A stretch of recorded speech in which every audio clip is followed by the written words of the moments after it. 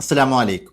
പ്രിയപ്പെട്ടവരെ, വിശുദ്ധമായ അറഫ ദിനത്തിലേക്ക് നമ്മൾ പ്രവേശിക്കുമ്പോൾ നമ്മുടെ കൂട്ടത്തിൽ ഒരുപാട് പേര് അറിയാൻ ആഗ്രഹിക്കുന്ന അറഫ നോമ്പുമായി ബന്ധപ്പെട്ട വളരെ പ്രധാനപ്പെട്ട ചില വിഷയങ്ങളാണ് ഇന്ന് സംസാരിക്കുന്നത്. പ്രധാനമായും ഇതുമായി ബന്ധപ്പെട്ട് എല്ലാവർക്കും കൃത്യമായി മനസ്സിലാക്കാൻ വേണ്ടി ഏറ്റവും ലളിതമായി 3 കാര്യങ്ങൾ പറഞ്ഞു തരികയാണ്. ഒന്ന്, 2025 നാം നിലകൊള്ളുന്ന ഈ വർഷം അറഫ നോമ്പ് നമ്മൾ എന്നാണ് അനുഷ്ഠിക്കേണ്ടത്? സൗദി അറേബ്യയിലാണെങ്കിൽ ദുൽഹിജ്ജ 9 വ്യാഴാഴ്ചയാണ്, നമ്മുടെ നാട്ടിൽ വെള്ളിയാഴ്ചയാണ്. നമ്മൾ എപ്പോഴാണ് അറഫ നോമ്പ് അനുഷ്ഠിക്കേണ്ടത്? അതേപോലെ UAEയിലും മറ്റുമുള്ള സഹോദരങ്ങൾ എന്നാണ് അറഫ നോമ്പ് അനുഷ്ഠിക്കേണ്ടത്? ഈ ദിനം നോമ്പ് അനുഷ്ഠിക്കണം എന്ന് പറയാനുള്ള പ്രധാനപ്പെട്ട കാരണങ്ങൾ എന്തൊക്കെയാണ്? അതിൻ്റെ ഇസ്ലാമികപരമായ ചില മാനദണ്ഡങ്ങൾ ജിയോഗ്രഫിക്കലി നമ്മൾ അറിഞ്ഞിരിക്കേണ്ട വളരെ പ്രധാനപ്പെട്ട വിഷയങ്ങൾ, അതായത് ലോഞ്ചിറ്റ്യൂഡ് വേരിയേഷൻസുമായി ബന്ധപ്പെട്ടും ടൈം സോണുകൾ ക്രമീകരിക്കുന്നതുമായി ബന്ധപ്പെട്ടൊക്കെയുള്ള വിഷയങ്ങൾ ഏറ്റവും ലളിതമായിട്ട് ഞാൻ നിങ്ങൾക്ക് പറഞ്ഞു തരാം. കൃത്യമായി ശ്രദ്ധിച്ചു കേട്ടിരുന്നാൽ മതി. രണ്ടാമത്തെ വിഷയം, ഈ വിഷയവുമായി ബന്ധപ്പെട്ട് ഒരുപാട് പേർക്ക് സംശയങ്ങൾ ഉണ്ടാക്കാം.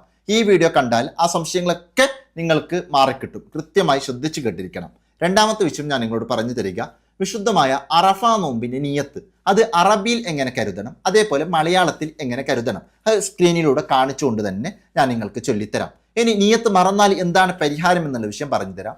ഇനി മാത്രമല്ല, വിശുദ്ധമായ റമദാൻ മാസം ഒരാൾക്ക് നോമ്പ് നഷ്ടപ്പെട്ടിട്ടുണ്ട്, നോമ്പ് ഖളാ ആയിപ്പോയിട്ടുണ്ട്. അങ്ങനെയുള്ളവർക്ക് ഈ ദിനം നോമ്പ് ഖളാ വിട്ടാൻ പറ്റുമോ? അങ്ങനെ ഖളാ വിട്ടുന്നതോടൊപ്പം ഒരു സുന്നത്തായ നോമ്പിനെ കൂടി കരുതാൻ പറ്റുമോ?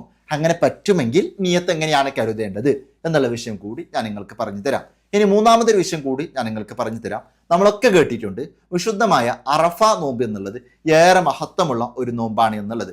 എന്നാൽ അതിൻ്റെ വളരെ പ്രധാനപ്പെട്ട ചില മഹത്വങ്ങൾ കൂടി ഞാൻ നിങ്ങൾക്ക് സൂചിപ്പിക്കാം.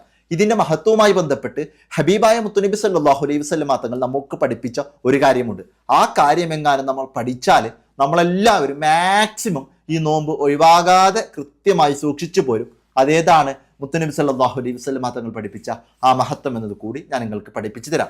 മാത്രമല്ല, നമ്മുടെ കൂട്ടത്തിൽ നോമ്പ് അനുഷ്ഠിക്കാൻ കഴിയാതെ പോകുന്ന ആളുകളുണ്ടാകും. ഒരു പക്ഷേ പ്രായമായതുകൊണ്ടോ രോഗങ്ങൾ കൊണ്ടോ കടന്നു പോകുന്ന ഒരുപാട് ഉപ്പമാരും ഉമ്മമാരും അല്ലെങ്കിൽ ഒരുപാട് സഹോദരങ്ങളോ സഹോദരിമാരൊക്കെ ഉണ്ടാകും. അവർക്കൊക്കെ എന്ത് ചെയ്യാൻ പറ്റും എന്നുള്ള വിഷയം പറയാം. അതോടൊപ്പം നമ്മുടെ കൂട്ടത്തിൽ ചില സഹോദരിമാര് വലിയ ശുദ്ധിയുടെ കാരണങ്ങളെ കൊണ്ട് ഈ ദിനങ്ങളിൽ കടന്നു പോകുക, ആ അക്കാരണങ്ങളെ കൊണ്ട് നോമ്പനുഷ്ഠിക്കാൻ പറ്റാതെ വരിക, അങ്ങനെയൊക്കെ ഉണ്ടെങ്കിൽ അവർക്കൊക്കെ എന്ത് ചെയ്യാൻ പറ്റും എന്നുള്ള വിഷയം കൂടി ഞാൻ നിങ്ങൾക്ക് പറഞ്ഞു തരാം. കൃത്യമായി ശ്രദ്ധിച്ച് കേട്ടിരുന്നാൽ മതി. ഏതായാലും നമുക്ക് വിഷയത്തിലേക്ക് വരാം.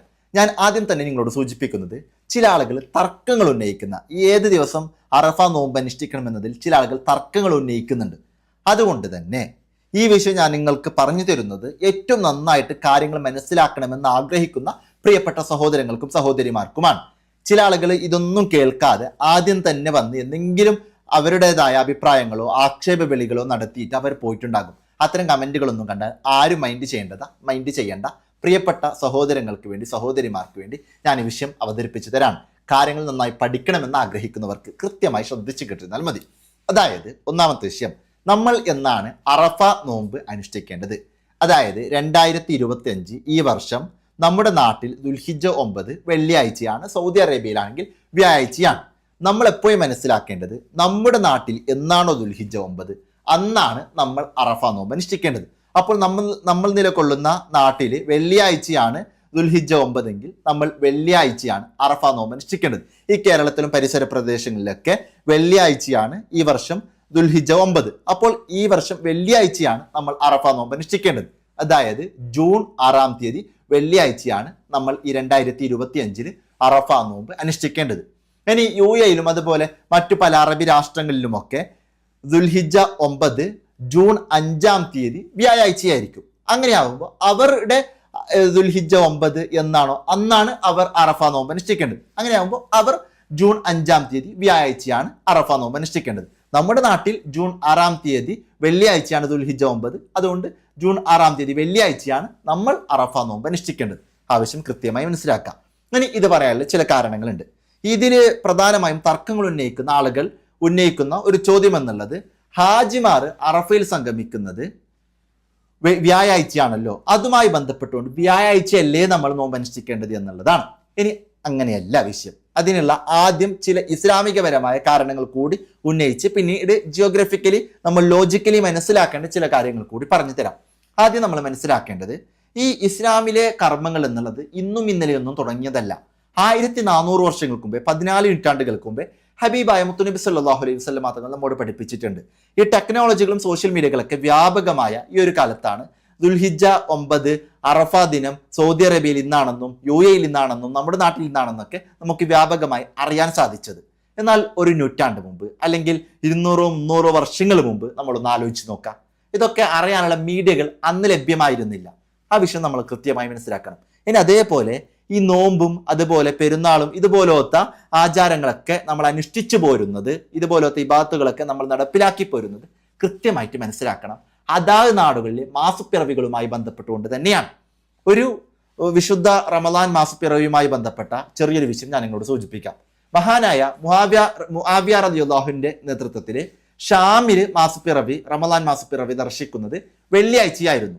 അതേ സമയത്ത് മഹാനായ ഇബ്നു അബ്ബാസ് റളിയല്ലാഹുവിന്റെ നേതൃത്വത്തിൽ വിശുദ്ധമായ മദീനയിൽ ശനിയാഴ്ചയായിരുന്നു. അങ്ങനെ ആ മാസത്തിന്റെ അവസാനത്തിൽ വിശുദ്ധമായ റമദാൻ 29 ആയപ്പോഴേക്കും ഷാമിലെ ഈ മാസപ്പിറവി ദർശിക്കുന്നതുമായി ബന്ധപ്പെട്ട വിഷയങ്ങളൊക്കെ മഹാനായ ഇബ്നു അബ്ബാസ് റളിയല്ലാഹുവിനോട് സൂചിപ്പിച്ചപ്പോൾ മഹാനായ മുത്തുനബി സല്ലല്ലാഹു അലൈഹി വസല്ലം തങ്ങൾ പഠിപ്പിച്ചത് പ്രകാരമുള്ള വിഷയങ്ങളൊക്കെ സൂചിപ്പിച്ച് അവിടെ നിന്ന് പറഞ്ഞു തരുന്ന ഒരു കാര്യമുണ്ട്. അതായത് ഇന്ന് നമ്മൾ മാസപ്പിറവി കാണുകയാണെങ്കിൽ നാളെ പെരുന്നാൾ ആഘോഷിക്കും, അല്ലെങ്കിൽ നമ്മൾ റമദാൻ 30 പൂർത്തിയാക്കും എന്നുള്ള വിഷയമാണ്. അതായത് ഷാമിലെ മാസപ്പിറവി എന്നുള്ളത് നമ്മളെ ബാധിക്കുന്ന ഒരു വിഷയം അല്ല എന്നുള്ളതാണ് മഹാനായ ഇബ്നു അബ്ബാസ് റളിയല്ലാഹു പഠിപ്പിച്ചു തരുന്നത്. ഈ വിഷയം മഹാനായ ഇമാം നവവി റഹിമഹുല്ലാഹ് പഠിപ്പിച്ചു തരുന്നത്, അതായത് അതാത് നാടുകളിലെ ചന്ദ്രപ്പിറവി അനുസരിച്ചിട്ടാണ് ഇബാദത്തുകൾ കരസ്ഥമാക്കേണ്ടത്, അല്ലെങ്കിൽ ഇതുപോലെ ആചാരങ്ങൾ നടപ്പിലാക്കേണ്ടത് എന്നുള്ള തരത്തിലുള്ള തലവാചകം നൽകിക്കൊണ്ടാണ് മഹാനായ ഇമാം നവവി റഹിമഹുല്ലാഹ് ഈ വിഷയം നമ്മോട് പഠിപ്പിക്കുന്നത്. സാന്ദർഭികമായി ഞാൻ നിങ്ങളോട് സൂചിപ്പിച്ചെന്നേ ഉള്ളൂ. എന്നാൽ ചില ജിയോഗ്രഫിക്കലി കണ്ടീഷൻസുമായി ബന്ധപ്പെട്ടുള്ള കാര്യങ്ങൾ കൂടി നമുക്ക് പരിശോധിച്ചു നോക്കാം. ഇവിടെ നമ്മൾ കൃത്യമായി മനസ്സിലാക്കണം. അതായത് അറഫയിൽ ഹാജിമാർ സംഗമിക്കുന്ന സമയത്ത് നമ്മൾ അറഫ നോമ്പ് അനുഷ്ഠിക്കണമെന്ന് പറയുമ്പോൾ അത് ലോജിക്കലി കൂടി പോസിബിളായ ഒരു കാര്യമല്ല എന്നത് കൂടി നമ്മൾ തിരിച്ചറിയണം. ഇതെങ്ങനെയാണ് സാധ്യമാകാം? ഇങ്ങനെയാണ് വിഷയമെങ്കിൽ ചില ആളുകൾ ദുൽഹിജ്ജ 8-നോ ചില ആളുകൾ ദുൽഹിജ്ജ 10-നോ അറഫ നോമ്പ് അനുഷ്ഠിക്കേണ്ടി വരും. അങ്ങനെ അനുഷ്ഠിച്ചാലും ശരിയാവില്ല.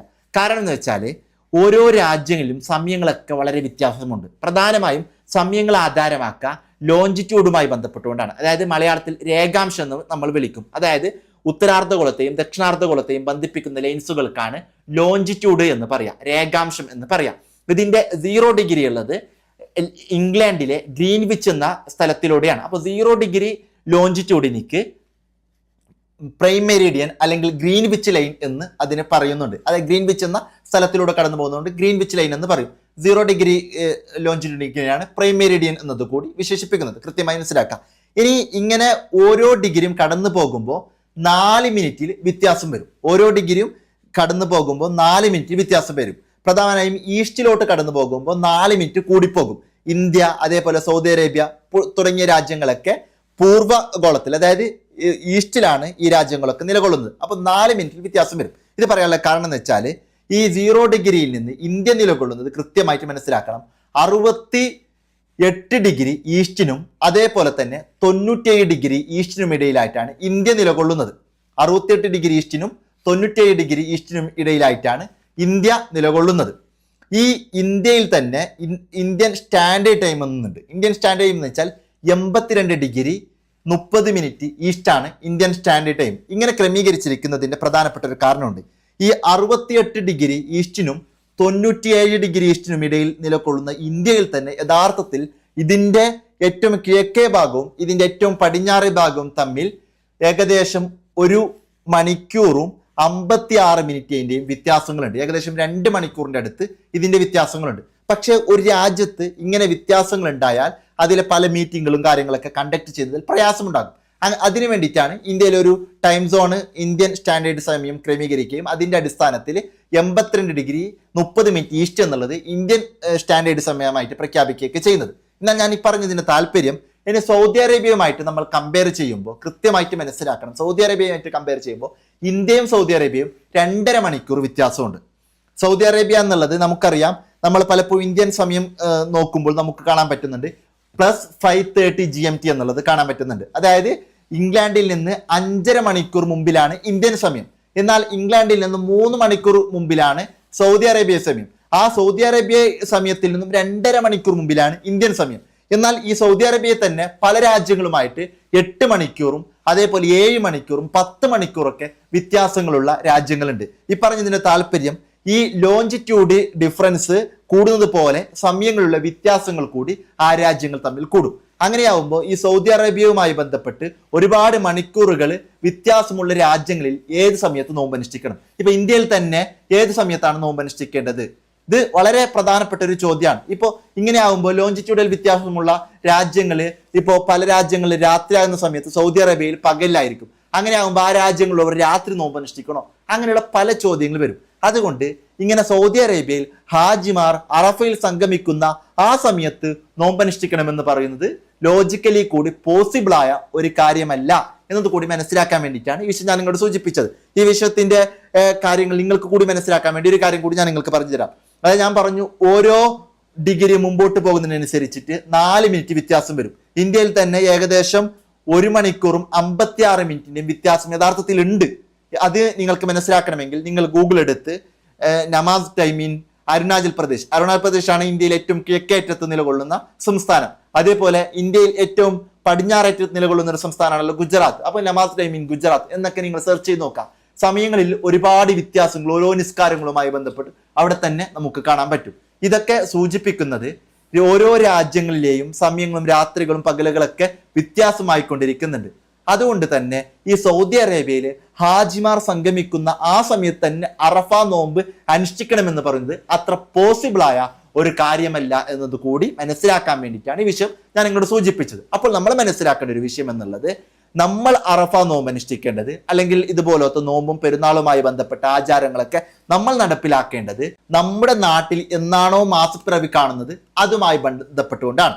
അപ്പൊ നമ്മുടെ നാട്ടിൽ ദുൽഹിജ്ജ 9 അറഫ ദിനം വെള്ളിയാഴ്ചയാണ്. അപ്പൊ വെള്ളിയാഴ്ചയാണ് അറഫ നോമ്പ് നമ്മൾ അനുഷ്ഠിക്കേണ്ടത്, അല്ലെങ്കിൽ വ്യാഴാഴ്ചയല്ല.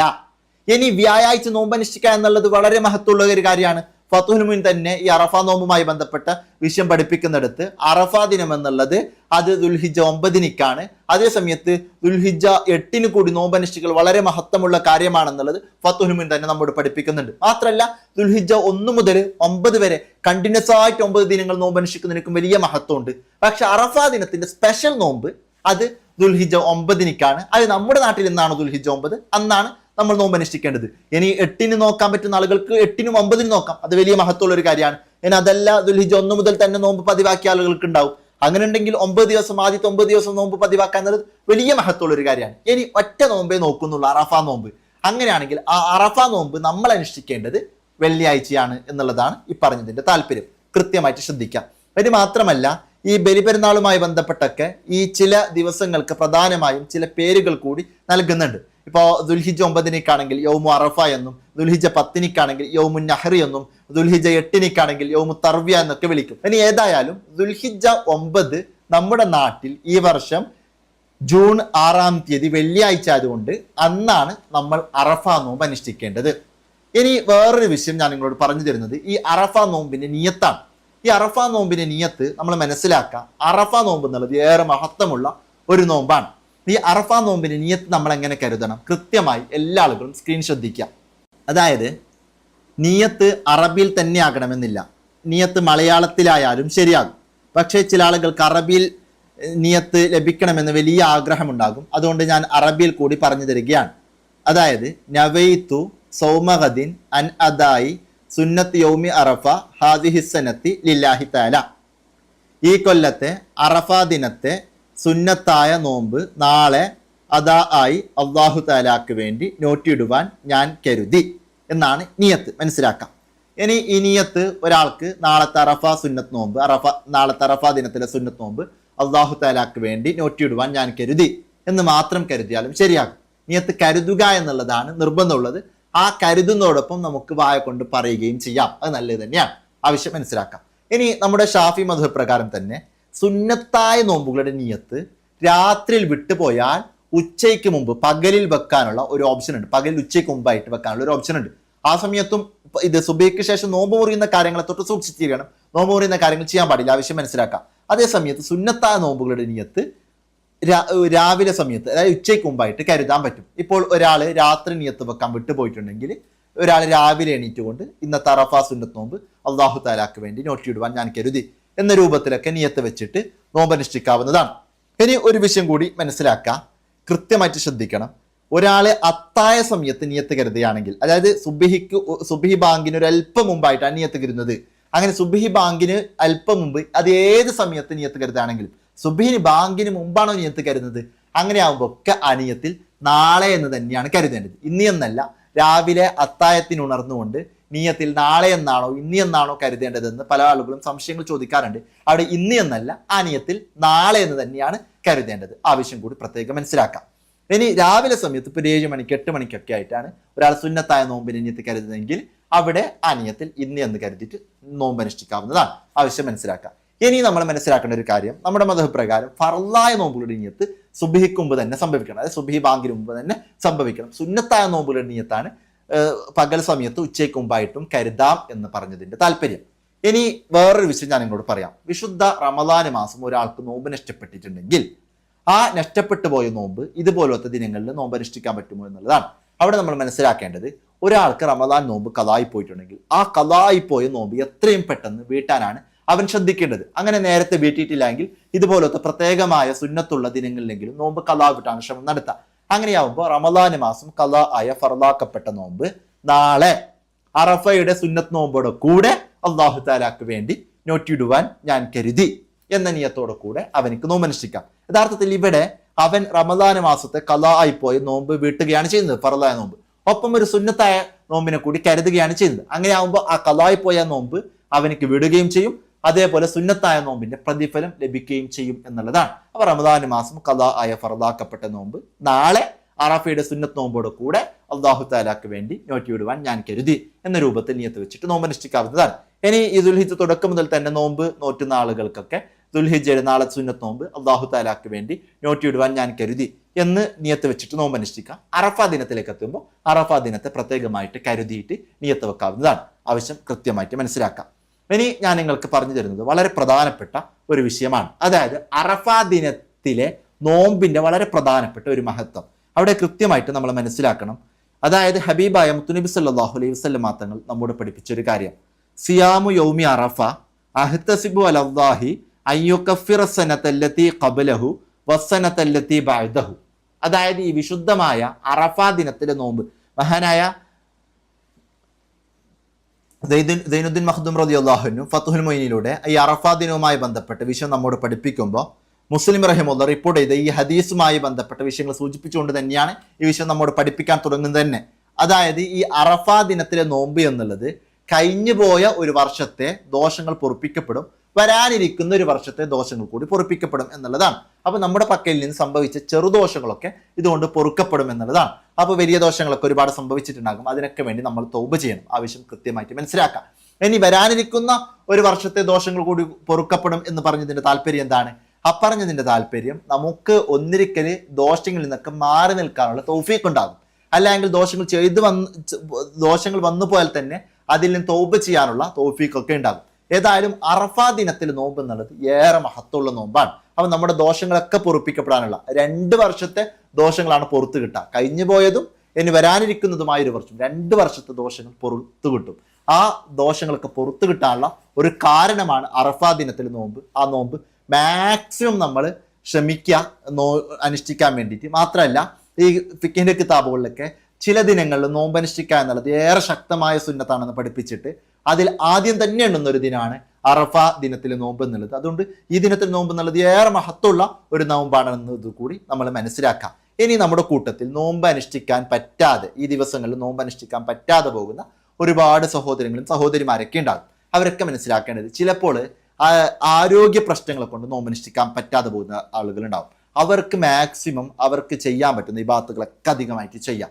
അവർക്ക് ഖുർആൻ പാരായണവും അതുപോലെ അവർക്ക് എന്തൊക്കെ കാര്യങ്ങൾ ദിക്റുകളും സലാത്തുകളൊക്കെ ചെയ്യാൻ പറ്റുന്നു അതൊക്കെ ചെയ്യാം.